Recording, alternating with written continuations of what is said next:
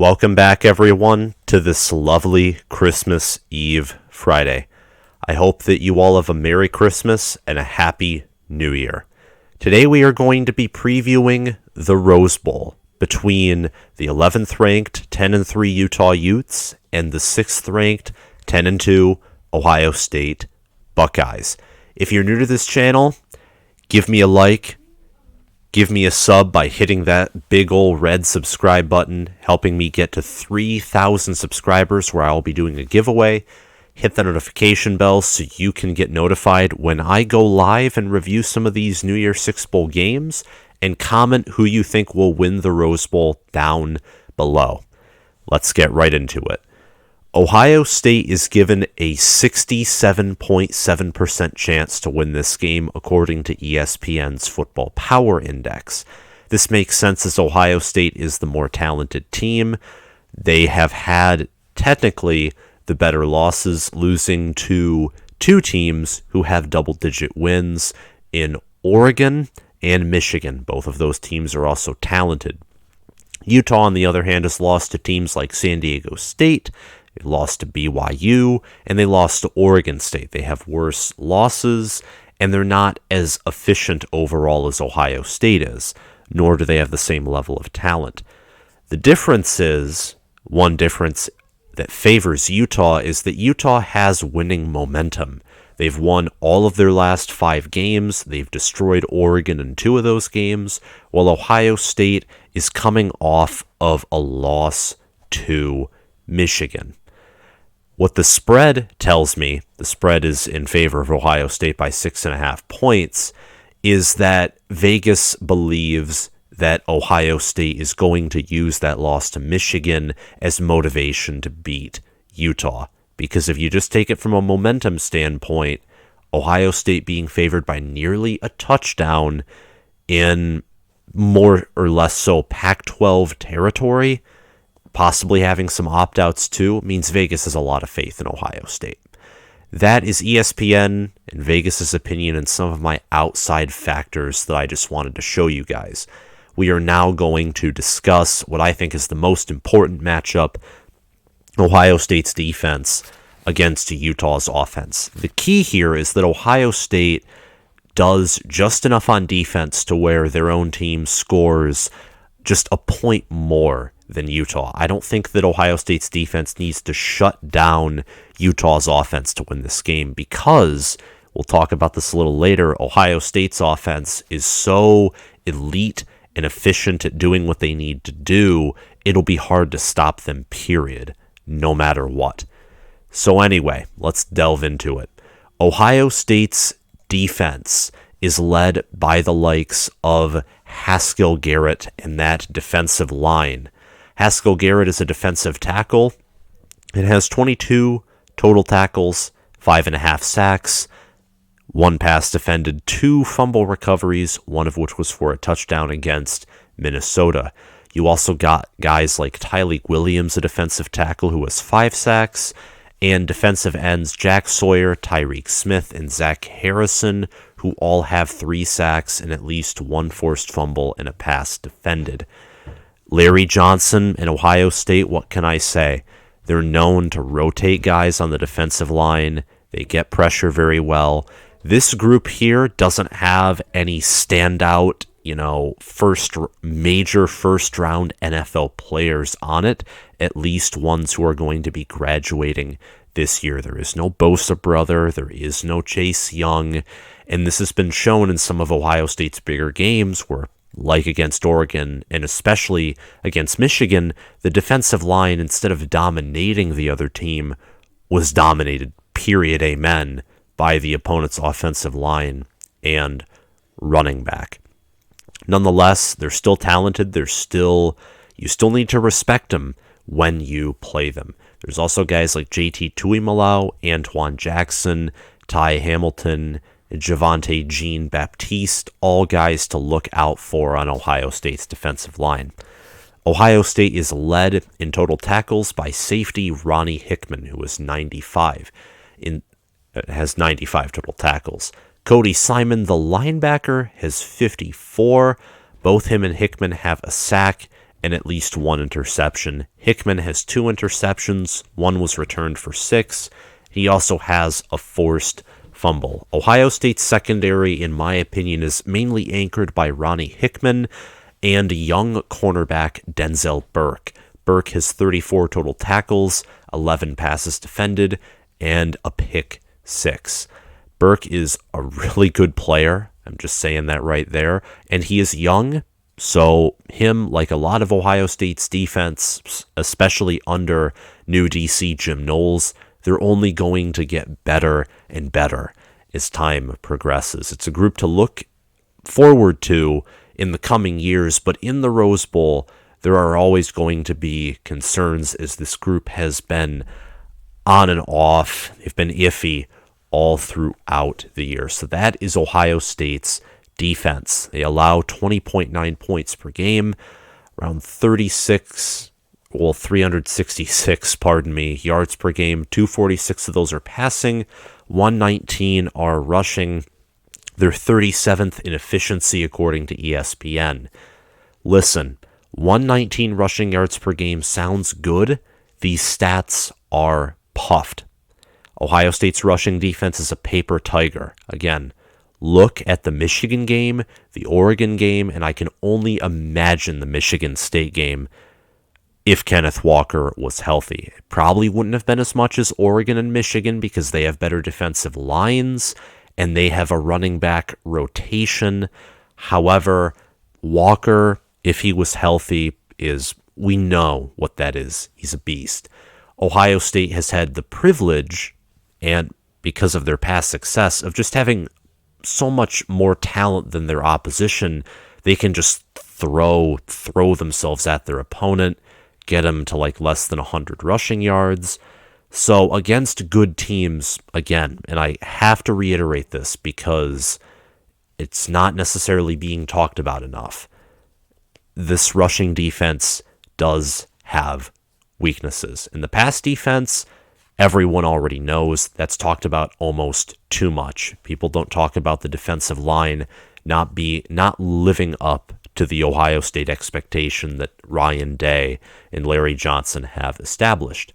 But do not think this means Utah's offense will just roll them over because of the talent advantage, and just that's mainly the only reason. It's talent advantage and the fact that Utah's offense isn't as efficient as Michigan's, nor was it as efficient as Oregon's when C.J. Verdell and more of their team was healthier. So let's get to Utah's offense, though, because it's an offense that is interesting. It is versatile, and it's led by Cameron Rising at quarterback, who is 2,279 passing yards, completes 62.8% of his passes, averages 7.6 yards per pass. He has 18 touchdowns, 5 picks. He's only been sacked 5 times. He has a 143.6 passer rating. He is a dual threat guy. He is also 4th in rushing yards on the team with 407 rushing yards, 6.5 yards per carry, and 5 rushing touchdowns. With Rising at the helm, Utah has played like a playoff contender outside of the Oregon State loss. I'm very impressed with how they play, and I'm very impressed with Cameron Rising. When it comes to rushing, you should also be impressive with comeback player Tevion Thomas. Utah gave him a second chance. He did play at Cincinnati a few years ago, and now here he is. He has 1,041 rushing yards, 5.6 yards per carry, and 20 rushing touchdowns. Him and his backup TJ Pledger are very talented individuals, along with their offensive line, who is good. And Pledger has 671 rushing yards, 6.9 yards per carry, 6 rushing touchdowns. Look out for Micah Bernard, the third-string running back, Cameron Rising, and Britton Covey on the ground as well, who are used not nearly as much as Pledger or Thomas, but they are used nonetheless on the ground, especially Bernard and Rising. So that's Utah's run game. Again, their O-line is good, And their tight ends, who are also used extensively in the receiving game. Utah uses their tight ends to block. They're very effective at both. It helps strengthen their O-line, strengthen their receiving game. Again, like I said, very versatile offense. It also confuses opposing defenses because Utah can use more formations to their will with greater efficiency. Brant Cuthie, I think is how you say his name, is a tight end on Utah who leads the team in receiving yards with 534 receiving yards, 12.1 yards per reception, and 6 receiving touchdowns. Britton Covey, a wide receiver, leads the team in receptions with 49. He has 480 receiving yards, 9.8 yards per reception, 2 receiving touchdowns. Dalton Kincaid, another tight end. 2 tight ends are in the top 3 for Utah in receptions and receiving yards. He has 465 receiving yards, 14.1 yards per reception, and 7 receiving touchdowns. So I look at tight ends here, and this is crazy as well. Tight ends account for nearly 2/3 of Utah's receiving touchdowns. So again, different kind of offense than we're all used to a certain degree. Watch out for Devon Ville, Micah Bernard, Solomon Enos, and Theo Howard. 3 of those are wide receivers. Bernard obviously being that third string running back that I was talking about. They each have 1 receiving touchdown and all have more than 100 receiving yards. So those are some names on the receiving end. And I mentioned that's just basically Utah's offense right there in a nutshell. Using those tight ends, having an effective, good offensive line play. They have a quarterback who does more than enough to help them win. You know, his passing stats, and as a passer, he is not the most impressive, but combining that with his ground game and the fact that this is his first year as a starter and that he's a sophomore, he is going to grow and he is good. Call it what it is. Utah's offense scores just over 5 touchdowns a game. They enforce 428 yards. 212 of those are passing. 216 are rushing. They're 11th in efficiency. And before we get to who I think the key players will be for this specific matchup, look at the balance in Utah's offense. 212 passing, 216 rushing per game. And then you look at Michigan's, a team that, just dominated Ohio State. For the first time in the regular season in quite some time, another top 10 team like Michigan did run through Ohio State like butter. And they have similar balanced statistics. At least on paper, they're similarly balanced to Utah's offense. So keep that in mind. But again, just because there's things on paper and just because the transitive property says one thing, like Oregon being crushed by Utah, but then beating Ohio State, it doesn't mean it's going to happen here. The prediction is not now. We're waiting for that until the end again. Ohio State's D-line is going to have to break out. I think everyone on that D-line is going to have to be a breakout player if they want to beat Oregon. They account for 30.5 sacks on the year, 6 forced fumbles, 5 fumble recoveries. They hold opponents to an average of 119.7 rushing yards per game. Again, some of these stats make the defensive line more impressive than it actually is, but this defensive line has a high ceiling. They have had games where they have performed amazingly and dominated at the line of scrimmage. So there is a total possibility that they could break out. They need to hold guys like Tavion Thomas and TJ Pledger, got some letters mixed up, and Cameron Rising. They have to hold them to as a limited amount of rushing yards. They have to get to Rising, pressure him, penetrate that offensive line. For Utah, your backs and Thomas and Pledger, they have to bring their A game. They just have to. If you can have that balanced attack like Michigan, and even like Oregon. People forget that Oregon, they ran a lot on them. They also made sure to integrate the passing game. You can keep balance. You can confuse Ohio State's defense. You'll score a lot of points on them, and you'll force Ohio State to possibly make some mistakes on offense because they panic. So these are my breakout players. I think that, again, if Ohio State wants to win, the D-line has to step it up a little bit.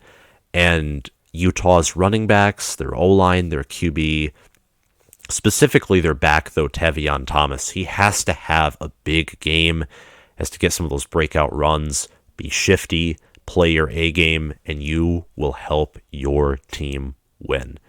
So those are my breakout players for both sides in this critical matchup. We're now going to talk about the less critical matchup, but it's still worth talking about. It's Ohio State's offense versus Utah's defense. Ohio State's offense is an unstoppable force. Utah's defense is far from an immovable object. In conclusion, Ohio State's defense is going to put up points against Utah's defense. That doesn't mean Utah can't force a punt or two, but the reason I mentioned Ohio State's defense against Utah's offense being the critical matchup is Ohio State's defense is more likely than not going to be able to stop Utah's offense. The question is, will they? We know they can, but we've seen Ohio State's defense falter before. Their offense has very rarely faltered, and if it does, it's normally at the hands of repetitive play calling, forcing something when it isn't there. Ohio State's offense scores 45.5 points per game. They have 551 yards per game. 365 of those are passing. 186 of those about are rushing, and they're first in efficiency.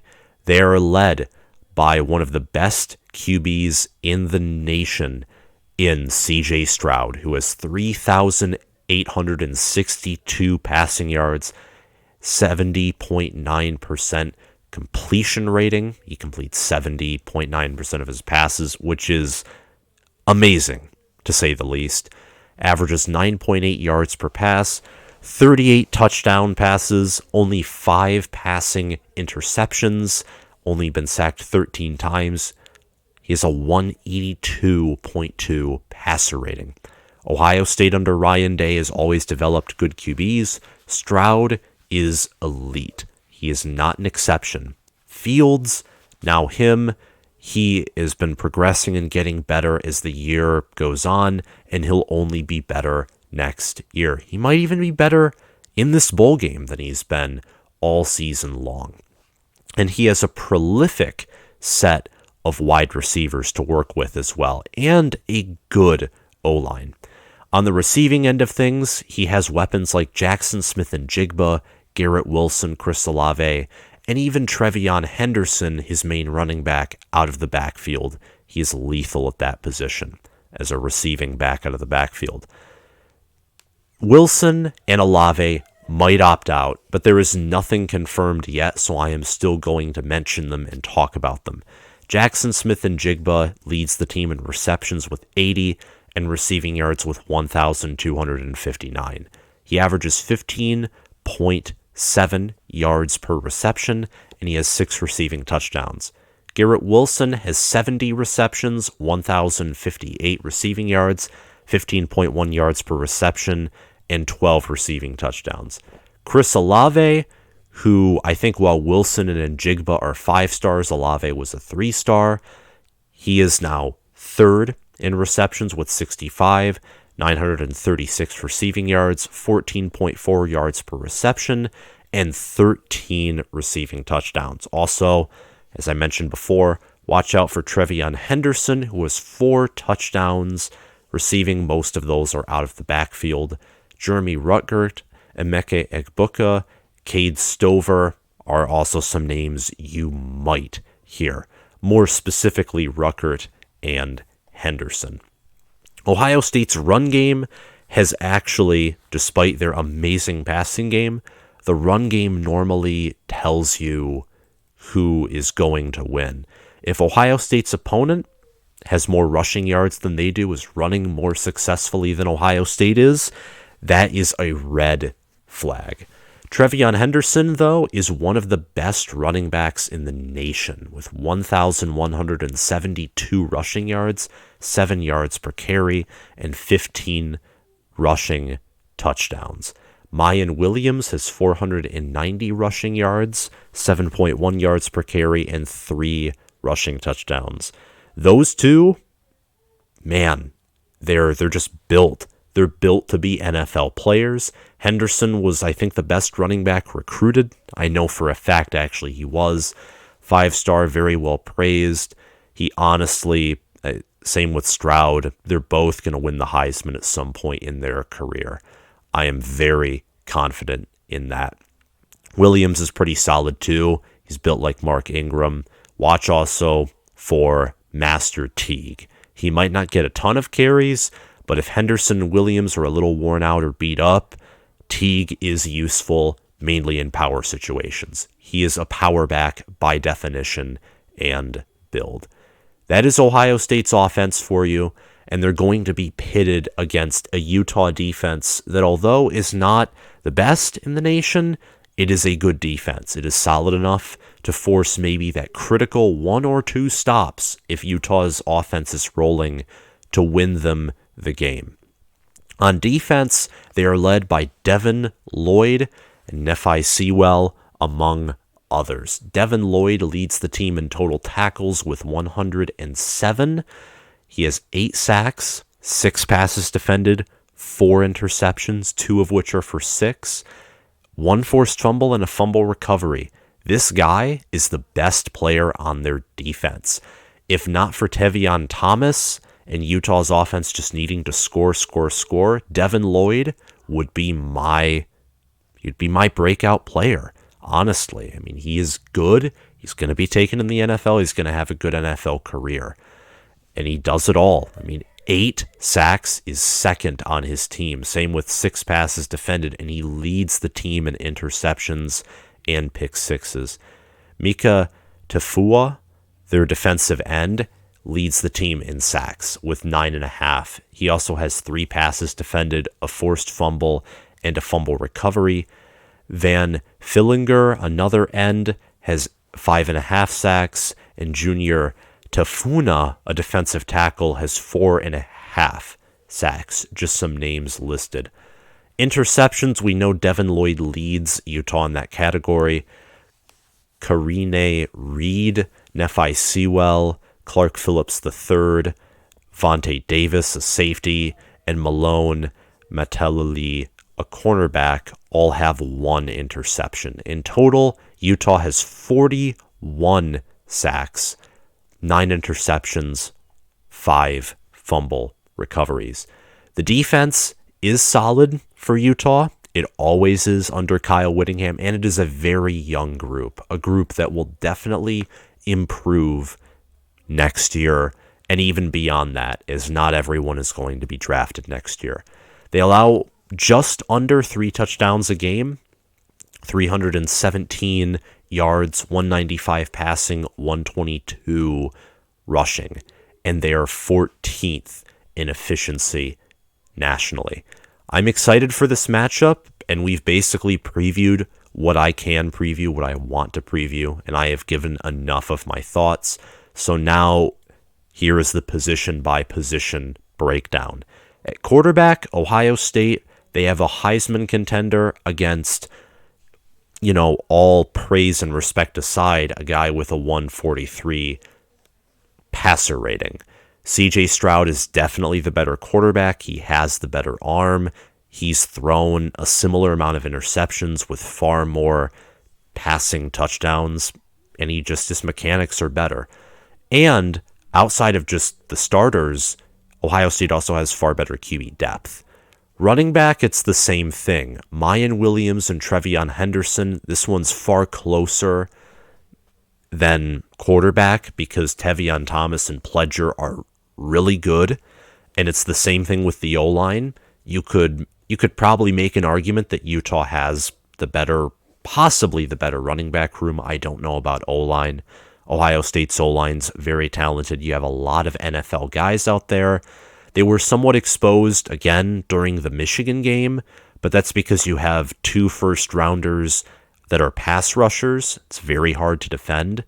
I think Utah leads at the tight end position, though, with how much their tight ends are utilized for blocking and receiving, and how Rutgers hasn't been as good this year as I thought he would be. I have to give Utah the edge at the tight end position. Wide receiver, not even a question. Ohio State is the best wide receiver room in the country. They would win this battle position by position against anyone when it comes to wide receiver. Defensive line, Ohio State's D-line is basically their defense to a certain degree outside of Hickman and Burke, and it's mainly Utah's linebackers that do the work when it comes to the entire defense. I mean, linebacker is the strong suit for Utah. Defensive line is Ohio State's. So that's why they both get what they get. I mean, Utah, seriously, when you have as good of a linebacker as they have, as good of an NFL player, as Devin, Lloyd, who leads his team in interceptions and is second in passes defended and sacks. Very good player, cannot stress that enough. Defensive backs, I know that Ohio State has Denzel Burke and Ronnie Hickman, but the amount of passing yards and big plays that Ohio State has allowed through the air compared to Utah, I have to give the secondary in total to the Utes. And special teams, finally, Utah has had some struggles throughout the year on special teams. Ohio State special teams have been pretty solid at kicker and at punter. So that is my position-by-position review. Again, just like all other videos or anything, I encourage you to comment any disagreement you have down below, and I try to respond to as many comments as possible. I love having conversations. It's what I believe college football is all about. So that's my position-by-position breakdown, and now my prediction. 41-35, it will be offensive. Utah will hold Ohio State to some field goals, but I don't think Utah's defense will stop Ohio State's offense enough, and I think that Ohio State's defense, while having some weaknesses, they're going to focus on the weaknesses exposed by Michigan, and also the fact that Utah's not nearly as talented as Michigan is. In total, they don't have the same depth, nor do they have as efficient or good of an offense. This is also a neutral site game, by the way, and Ohio State fans do love to travel. I know this is a Michigan fan when in 2019 they packed the big house full of scarlet. So I think Ohio State will come out on top. They'll beat Utah by around the spread. They're currently favored by 6.5. I have Ohio State beating Utah by 6, but it could easily be, they win by 10. I just think it will be probably around the 6 to 10 point range margin of victory. Ohio State, they just have too much on offense for Utah's defense.